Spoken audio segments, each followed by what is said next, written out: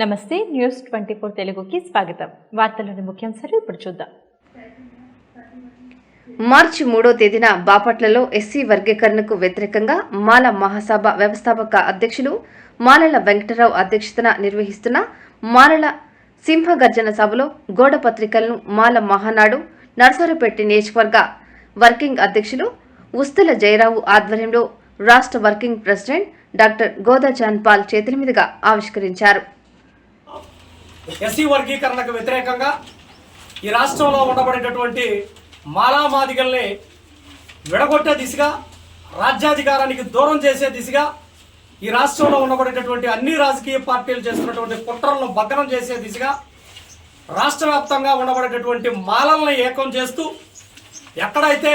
చిత్తూరు, తిరుపతి, అమలాపురం అలాగే బాపట్ల ప్రాంతాల్లో అధికంగా ఉండబడేటటువంటి మాలలకి అన్ని రాజకీయ పార్టీలు పార్లమెంటు స్థానాలను కేటాయించాలని ఈరోజు హలో మాల చలో బాపట్ల పేరిట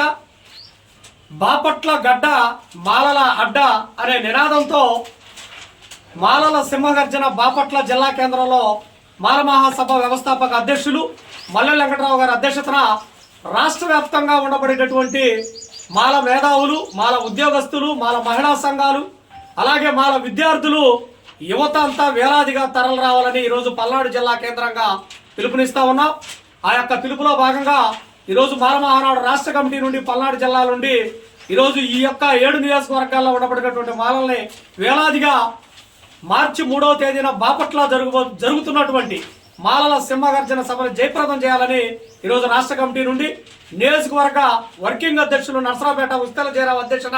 ఈరోజు గోడ పత్రికల్ని అలాగే కరపత్రాలని ఆవిష్కరించడం జరిగింది.